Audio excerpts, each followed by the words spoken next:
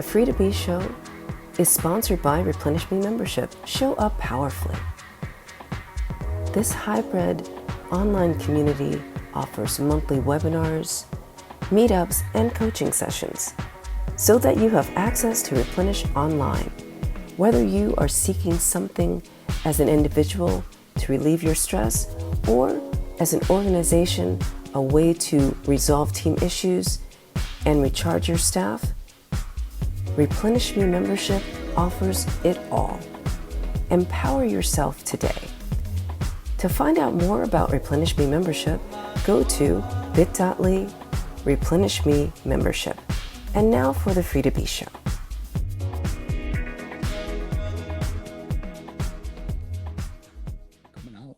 Coming out for you.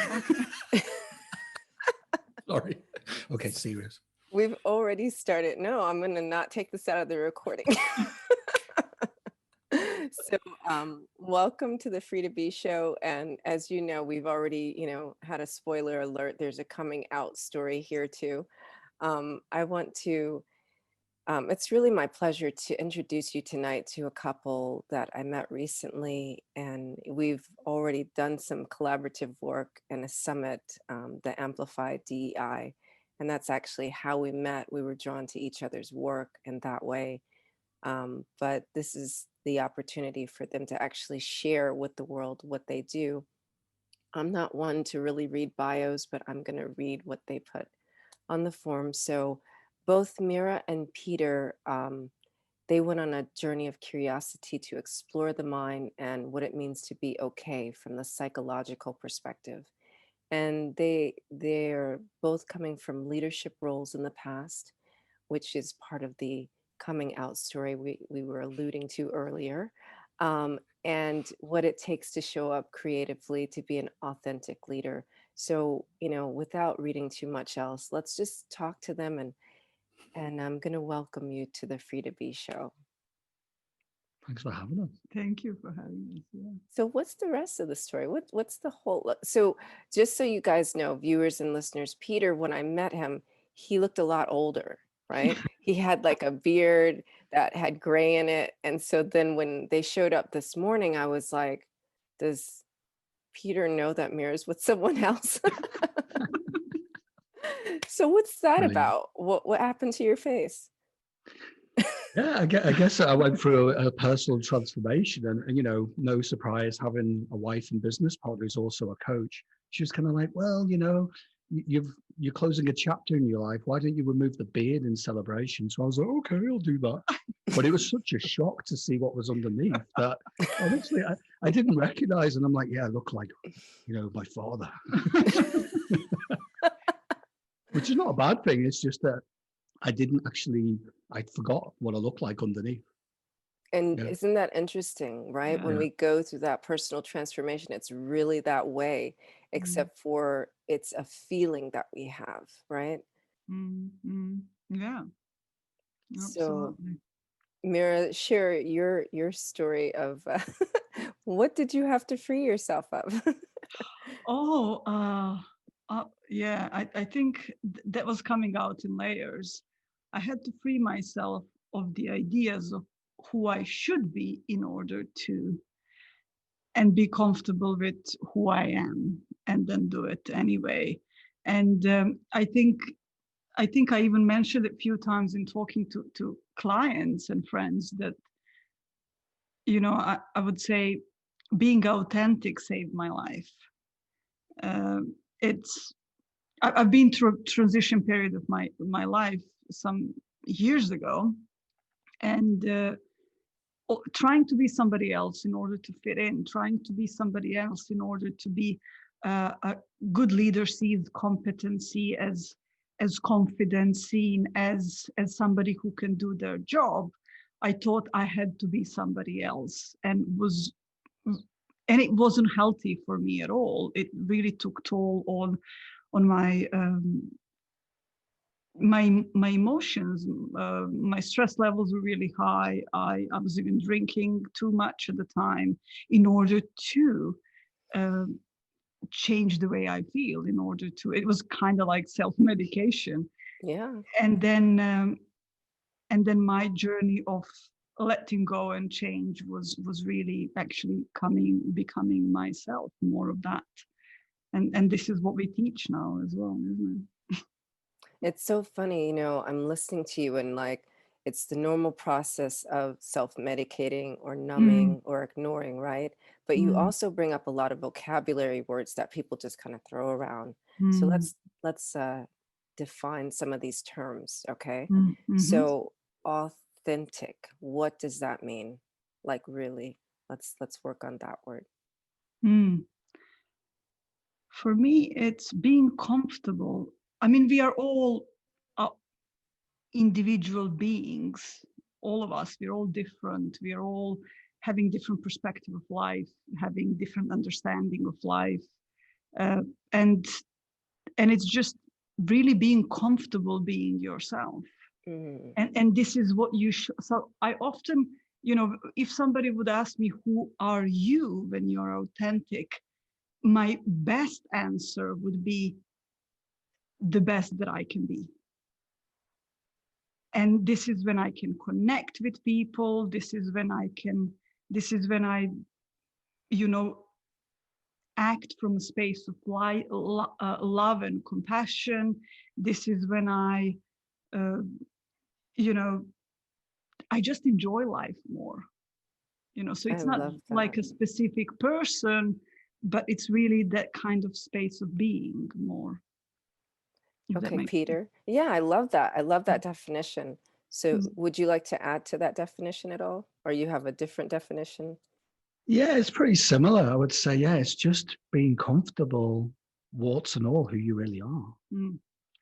And when people say that, yeah, when you hear it, and you listen to other people's words, it's like, yeah, whatever, But honestly, it's just every time that I'm more comfortable just showing up in my own skin, if that makes sense, Hmm. the more I'm not trying to be anything else other than myself. Guess what? The more impact I have, the more power you give yourself to do good things. And to be fair, the more compassionate you can be. Because how can you show up? And I mean, in the context of being a leader, how can you show up and be of service and look after people if you're trying to be someone else? It's just not possible, right? Or at least that's been our experience. So, That is a lot of yeah. work. It just sounds It is. It's overwhelming. so hard. Yeah. It's like I gotta be this person and then I have Yeah. to lead and serve all these people. Yeah, that's a Mm. lot. Mm. You mentioned, Mira, another word, Mhm. confidence. This is one that Mm. women strive for, right? Mm. I actually have a women's confidence sanctuary that, is starting in 2021. So, what does that word mean? Ah, it means a lot, and it often means nothing. Right? Yeah, and you know, I think that striving to be somebody else often needs lots of external, validation and confidence and all of that. But what I realized was that the more comfortable I am, the less I think that I need confidence in order to do something. I just do it. So it's Okay, can you just repeat that again? uh-huh,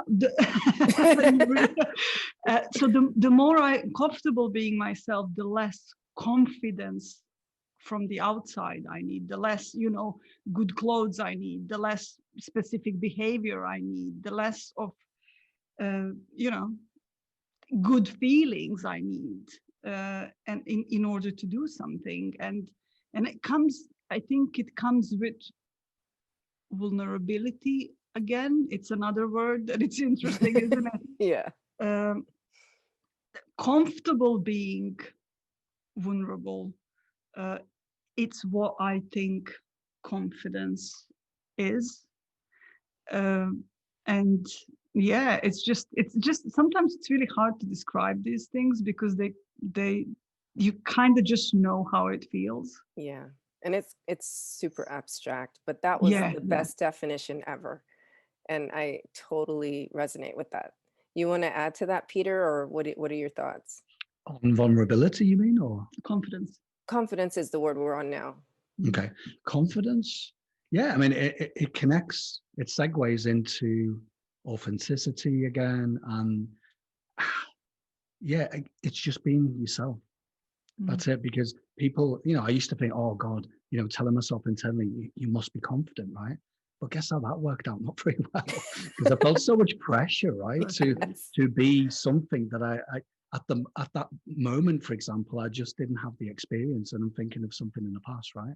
But yeah, to be confident again is just, I know I keep laboring the point, but it's just being more comfortable being yourself.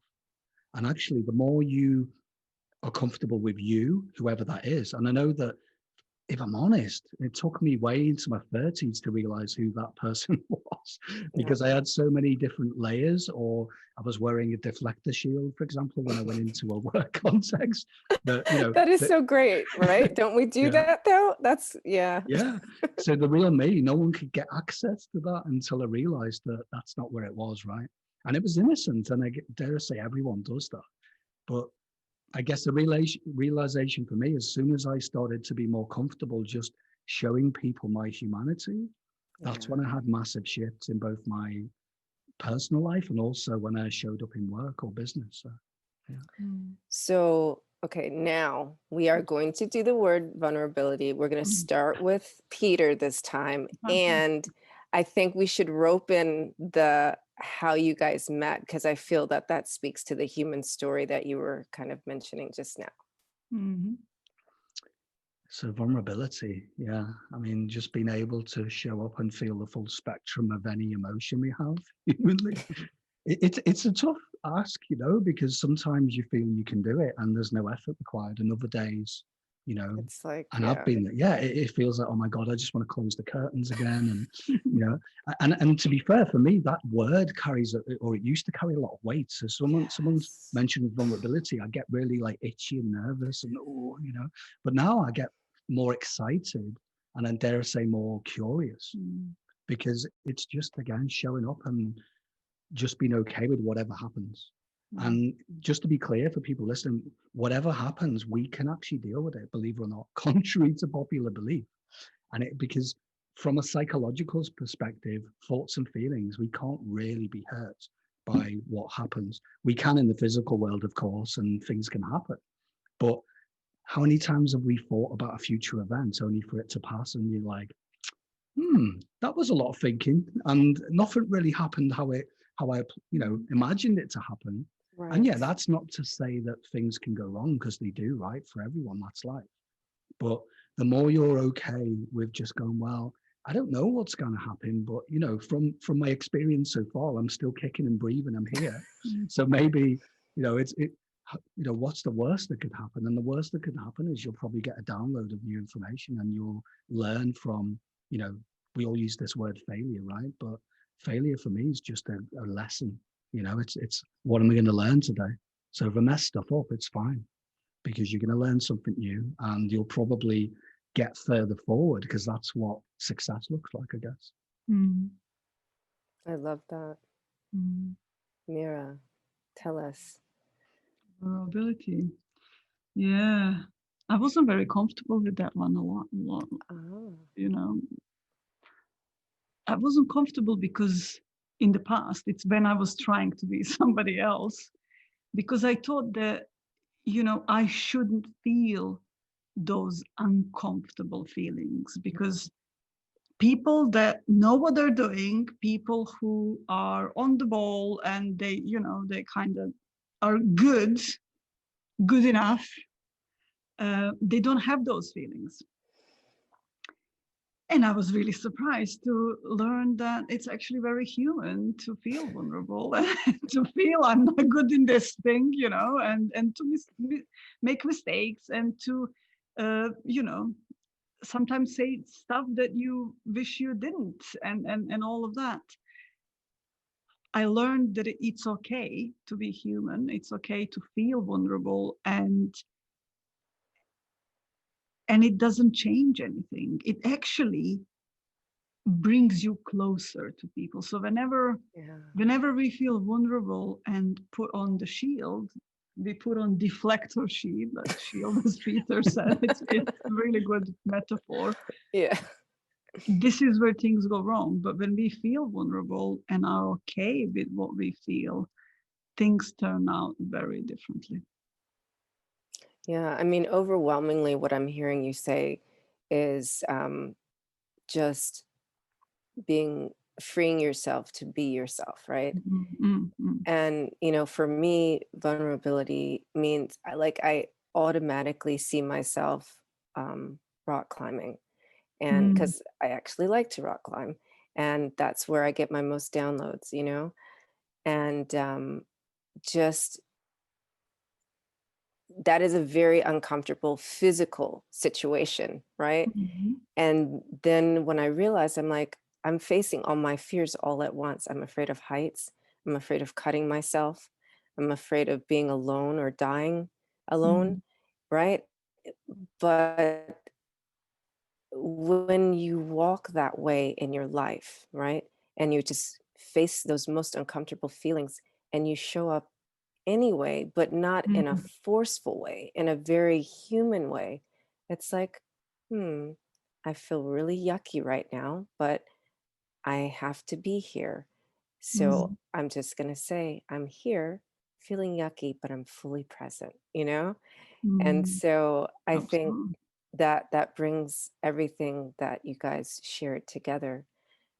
Did you want to share how you met? Yeah. I mean, we met a long time ago. I mean, if we are married for how long? 3 years, 4 years four now? years 4 years, 4.5 years. It doesn't Uh, seem like it's such a short time, though. no, but we do know each other. We do know each other for since 2009. Mm. But it was very loose friendship relationship. It's but we did spend. I was a physiotherapist at the time, and Peter had surgery on his arm, and so he came for physiotherapy. So we did, and the rehab was lasting for a long time, and so we actually got time to get to know each other on a very non-emotional level, if that makes sense. Yeah. There was no, we were just chatting about all sorts of stuff, about music, about books, about life, about experiences, and we Yeah. kind of got friends. Yeah. And I guess my deflector shield wasn't up at that point because there Yeah, was because there no, was no expectations. yeah, I wasn't trying to do anything. It wasn't, You it, weren't it was safe. working, nothing. Yeah, Yeah. because there was nothing on it, as so to speak. So that was quite powerful. But yeah, then when we got to know each other outside of that context, because we'd already known each other for years, Yeah. it was quite interesting because we knew so much about each other. It was quite shocking. We were like, wow, that's a bit weird. Yeah. Yeah. Yeah. Yeah. It's But it's an interesting, yeah, story.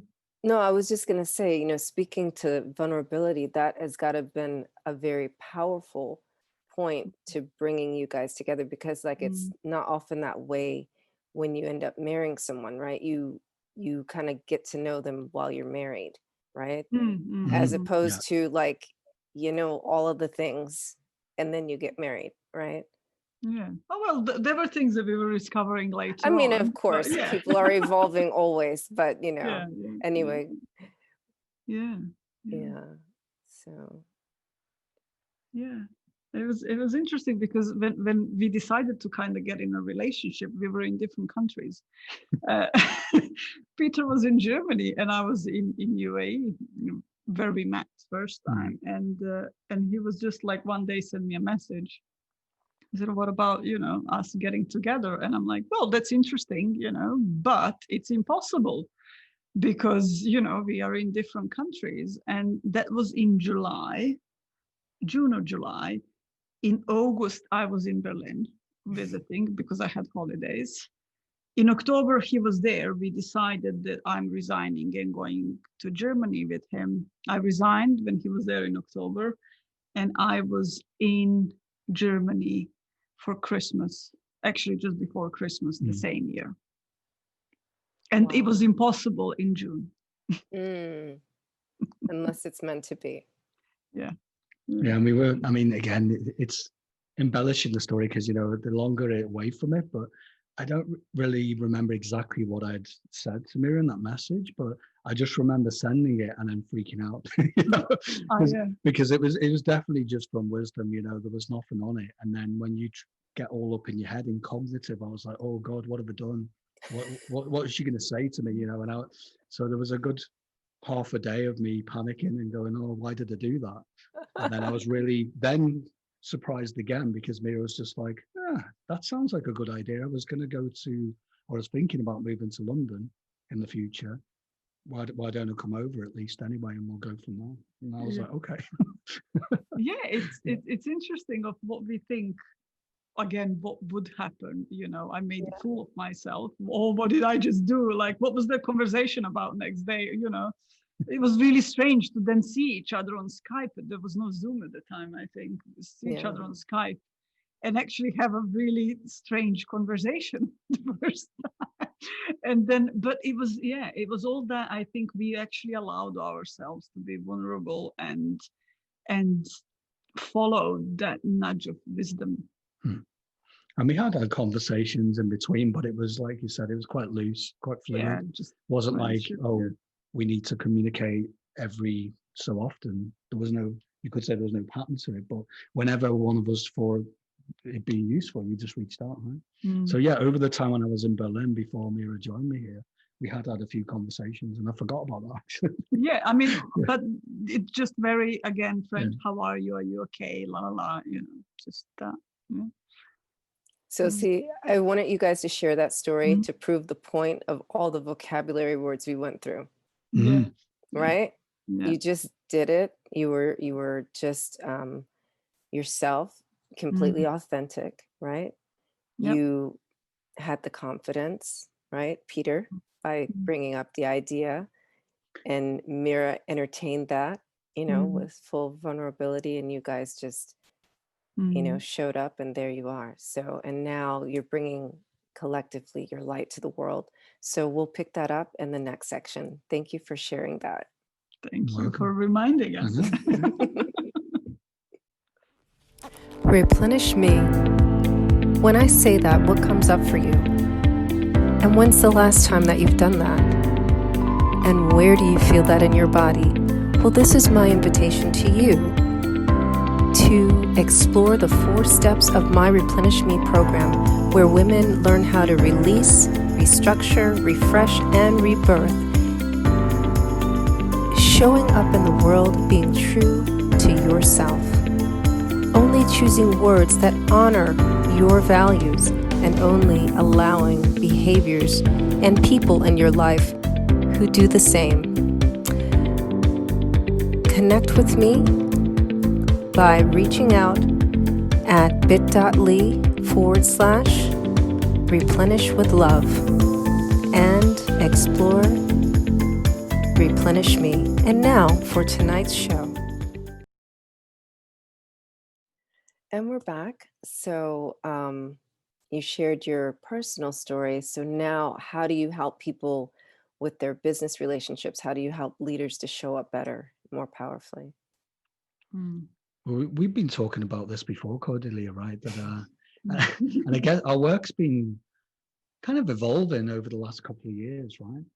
And evolved, So, but what's underpinned it is human-centric and human connection. So what I mean by that is we help leaders and teams and sometimes creatives and people who are in professional fields, just help them with their relationships and how they connect at a deeper level with humans and humanity. So in terms of leadership, being more of service and being human-centric in your approach and bringing compassion, but not bringing those things in as a strategy, right? Because when you say, oh, you have to be a certain way, that sounds really like, oh, that sounds hard work. Right. There's no like 1, 2, 3. Yeah. So the kind of work that we do, we show them that it's actually a lot easier. It's not simplistic, just to be clear, but it's easier if you show up in a certain way. And that's what we talked about, you know, before in the first segment, that it's about being vulnerable and authentic. But again, not just paying lip service to a label, right? That you really do show up and you experience everything, warts and all, and that's the thing that gives you impact.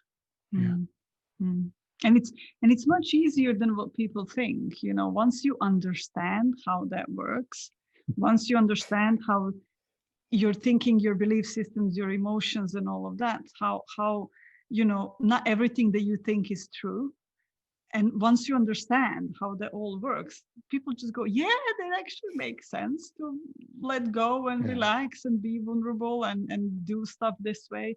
But it's just from this misunderstanding and probably I would even say dogma of how we are supposed to be behaving and what we're supposed to be doing, and stuff that we learned from childhood as well.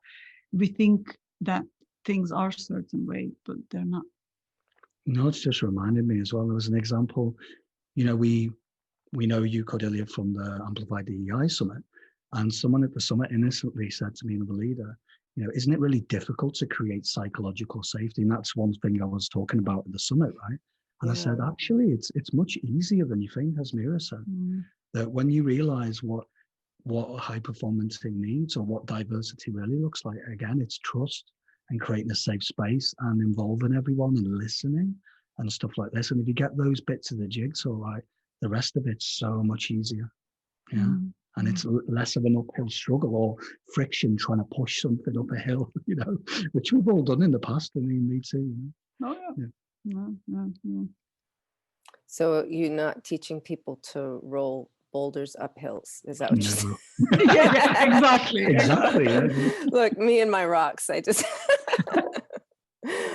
okay. So let's say like one of the organizations that you're working with. First of all, do you work with larger organizations or smaller organizations? What's your happy place? I guess medium would be a happy place. And sometimes quite small, the people that are just starting up, because there's lots of pressure there as well. So that would be, those would be the teams, and then again medium teams and executive teams, but typically in medium.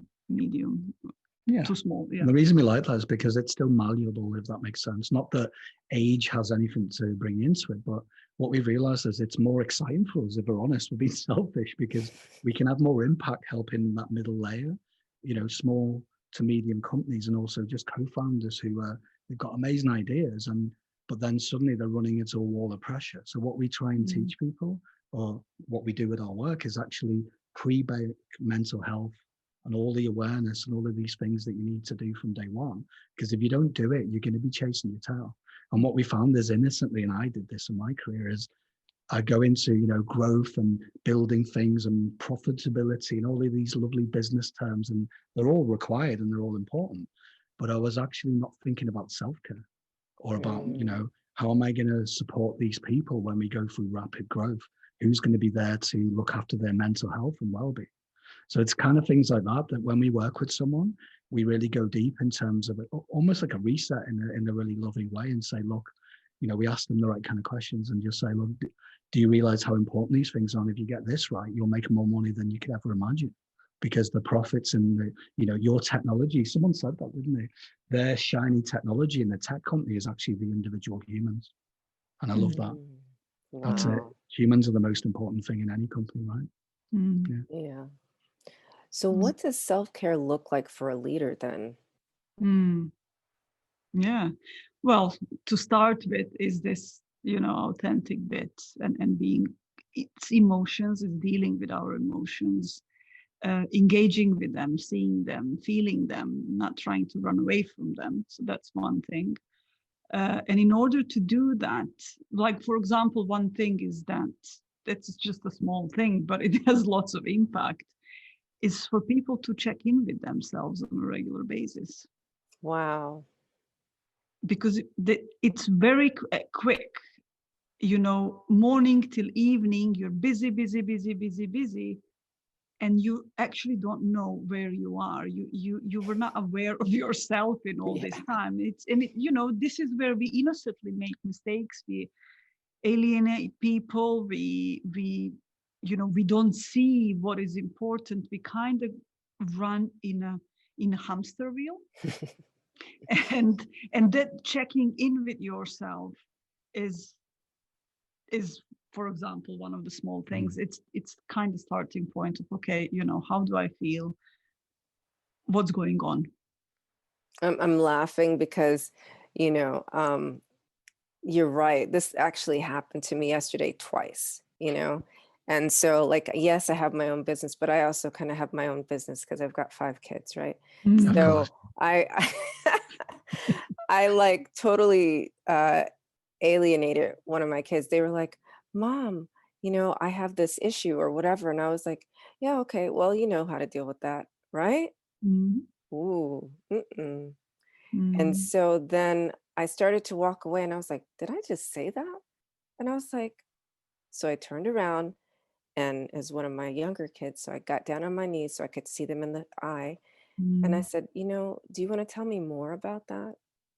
mm, And so then I just took like 2, 3 minutes and it made the world of difference, right? mm. And then I actually did it again after dinner with an older child, right? In this case, I'm looking up. So I'm like, I'm like, yeah, okay, well, you got this, right? And then they're like, "Mom, can I have a hug?" And then I was like, "Oh my God, I did it again." So I Yeah. like turned around and so then I was like, "Well, let's talk some more," right? So like hugs and cuddles and all the things. Okay, so I'm just using Mm, that as an analogy. Obviously, leaders are not going to be hugging and, you know, all that, but looking your staff in the eye, taking the 2, 3 minutes to say, "Tell me more about that," recognizing what you just did and like, did I just kind of not acknowledge that person? You know, mhm, mhm. that's so powerful.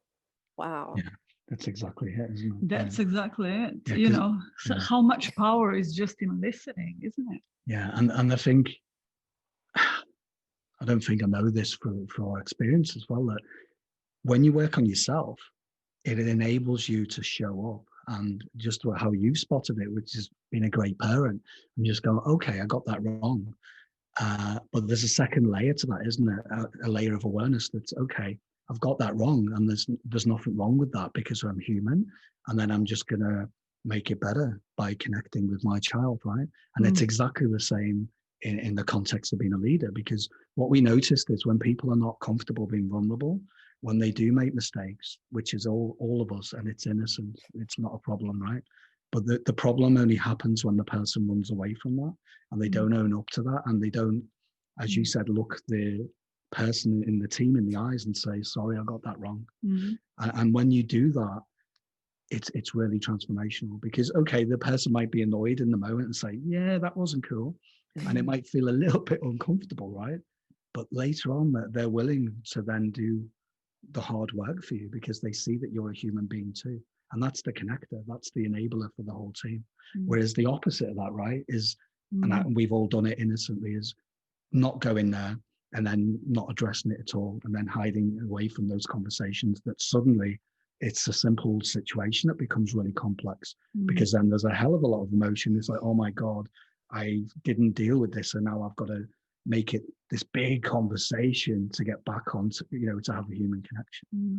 But for people listening, I mean, it's okay to make mistakes. I made lots, and I'll keep doing that. But it's having that awareness and being okay with it and saying, sorry, I've got that wrong. Let's chat, let's connect, let's talk about it. Yeah, that's the power of it. Yeah, and even like looking back, I'm just thinking about one well business relationship we are working on with just now, Peter and I, and it's really interesting that when when people think of working on a relationship in between business partners or co-founders or people that work together, it looks to us they are in that relationship, it looks like, oh, it's the other person that is the problem. And it may look on the people on the outside that the other person is the problem, Mm. but then when you really really, so what we do, as I kind of say it in a simple way, we create the space for them to open up, being vulnerable and talk to each other. And what happens is that they go, oh, actually, I was just creating this idea in my own head, it's Yeah. totally different. And so all these misunderstandings get cleared out, and it doesn't mean that tomorrow they won't have an argument about something or disagreement about something or different opinions, but they won't take it that far, it will stay there. They will discuss it, talk about it, and that's done. What's next? You know.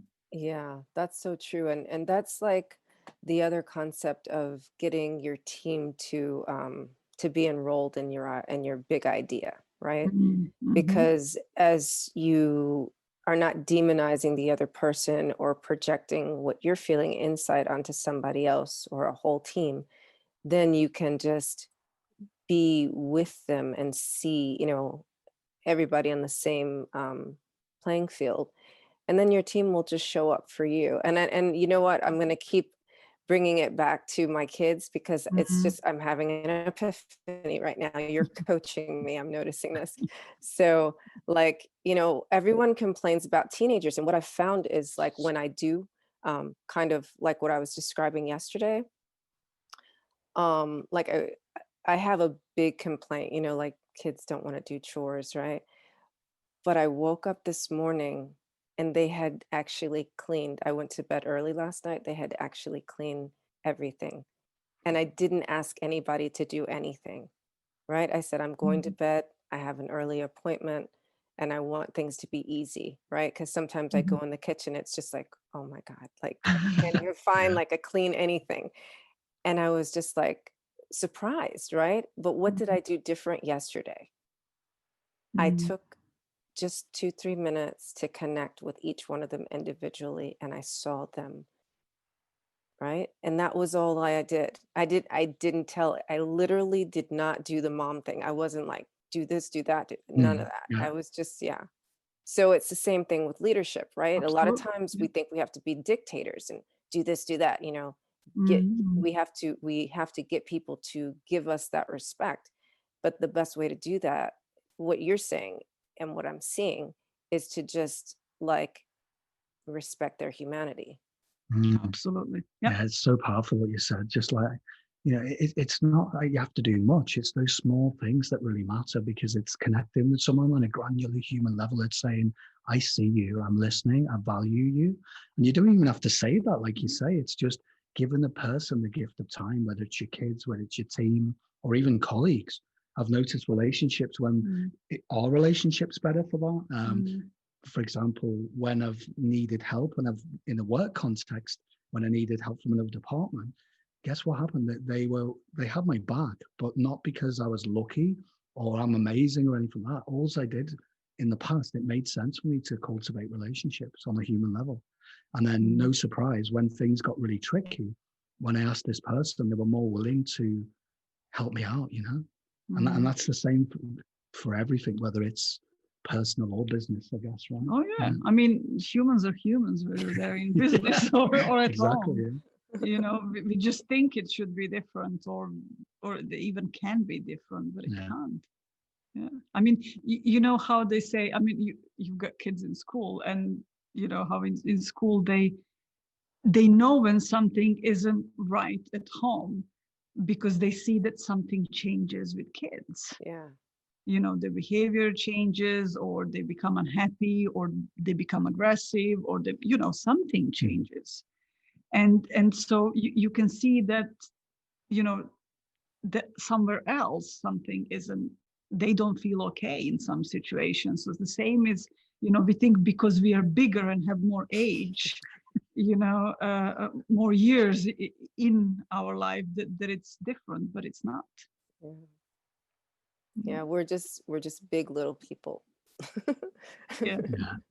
Yeah, that's a good description. Yeah. Yeah, and I think, dare I say, kids have it locked down because they've not had that adult experience yet. Mm.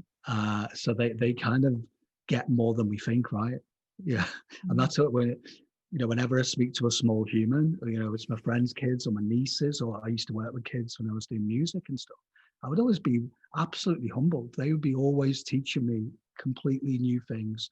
I was always like, wow, didn't see that. And I made such an assumption that, they're too young to understand that. They get everything. Oh yeah. It's just that as we become adults, we add lots of layers of complexity that's just not required, right? Yeah, we can't see anything anymore once we Yeah. get past a certain age. But yeah, you're right. My biggest teacher right now is my Mm. 6-year-old. She's Mm. like so wise. Like in class yesterday, her teacher was telling me, she's like, you know, she has this confidence, like she doesn't know what she doesn't know, and when she finds out she doesn't know it, she's like, okay, that's cool, now I know it, right? You know, Absolutely. as opposed to us, like we're just like, well, I knew that I knew that, right? We have to put some kind of like show on it. It's like, okay, dude, just you didn't It's know chill. Yeah. it. Yeah. But isn't that interesting? Like I've noticed that, and before, when I was working with people, I always so in my leadership position, but also when I started coaching, I thought that I needed to have all the answers. So I would, prepare and think too much while they were talking as well, and trying to find the answers And not hear before. them. Absolutely, I wasn't there. And when I started, it was at the beginning, it was uncomfortable. Saying, somebody asked you something, and then I go and I sit down with it and said, I don't know, but let's see what comes up. Let's talk about it. Let's see what comes up. And always something amazing. Either they come out with a solution or something that crosses their mind, some idea, a solution, or me. But it wasn't, and it didn't make me a bad leader because it wasn't my solution. Right. It was that right there. Repeat that. Yeah, there's some gold in there. there is, yeah. Okay, cool.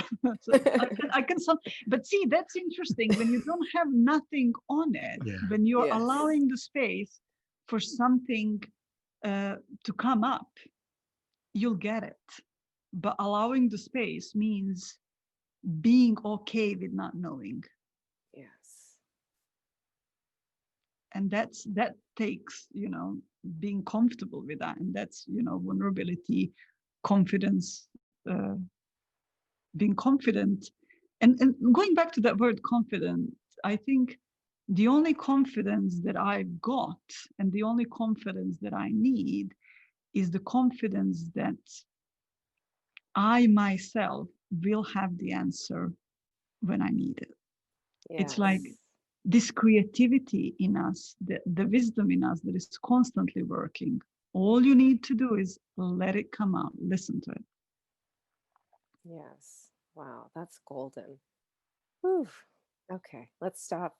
This is a lot of things, I just really appreciate you, sharing your wisdom with us today. And I mean, this has really been a super powerful conversation. Um, I'm gonna take a little break, and when we come back, if you could just pull out the one golden nugget, if that's possible. And yeah, so we'll be right back. Thank you. Beginning this December, I want to offer you an opportunity to be part of something bigger and to celebrate love again, replenish, and give back. With every copy of my book, Detached Love, I give back to a local nonprofit organization. This book it's more than just another book, it's a new approach to life. It allows you to replenish and love and detachment. Get your copy today at bit.ly/detached-love. So now we're back, and they've prepared this grand golden nugget. Yeah, they haven't. Yeah. So open your mouth and let's see what comes out. Well, I think from our whole conversation, I think one of the most impactful things we can do, we just mentioned it before, it was just to listen. And when we say listen, because it can seem like a pain in the neck anyway, just to even do that, like, what does that mean? It's not like you have to do any steps as such, but it's listening and having a clear mind and not having a pre-baked thing to say in that conversation, because the more you just show up and really just tune into that other person, the deeper connection you have, and you both have access to wisdom. Because I don't know about you, if I'm thinking already, I'm not really listening to anything. So I'm actually blocking all of that good stuff that could come out in the mix of having a connected conversation. Right? Yeah. I think our conversation just now was a little bit like that, wasn't it? Yeah. We were tuned in. We were listening to each other and being present to whatever was going on at that moment. And that's it. I mean, it looks simple, isn't it? But, That's why it's tricky, because it really is that simple. But obviously, with all of the adult thoughts and feelings that we explored in this episode, that's it. It all gets in the way. So it makes it seem like it's a trickier thing than it is, right? Mm. But I mean, you can get better. I had to get better. I mean, remember that example? We were being trained in a certification many years ago, and my ego deflector shield was up. I'm really good at all of this, and it was innocent. I wasn't like thinking about it. But the mentor at the time, he's like, "So you're a good listener, okay?" And he showed the exercise for the group, and I was really humbled, because even though I'm a musician and audio engineer, I can make sound and listen to it in a scientific way. But I wasn't listening with nothing on it. I was always trying to be a smart ass, have no reply. I must have something clever to say and all of that. Yeah. And that really did change my life, if I'm honest. And it took a bit of courage, as Mira said before, because to show up and not know, it feels uncomfortable. It really does. But that's where growth is, right? Yeah, and it becomes comfortable over the time, isn't it? It's not always the same. No. You get confident that you will know what to say if you just listen. Yeah. And Mira, you are so like, oh my goodness. I need to carry you around with me. Please repeat that again. You will develop the confidence to know that you will know what to say if you just listen. And sometimes it's, listening to another person, and sometimes it's listening to yourself. Mm-hmm. Yeah. Wow. So good. So very good. Oof. Thank you so much. I love you too. Thank you. Thank Can you. we just all do a show together all the time? Yeah, why not? We can talk about it. I love this. I love this. So thank you so much for being here today. Thank you. And for my viewers and listeners, Mira and Peter have their own podcast, The Mind Takeaway. Very nice. You'll really enjoy those conversations. And then of course they're leadership coaches. So I'll put all their links for you to connect with them with this video and with the podcast link. And if you've enjoyed, definitely you've benefited, share this with another heart, share this with another soul, because sharing is loving. And free yourself to listen to yourself so you can show up more powerfully. Thank you and good night. Bye. Bye.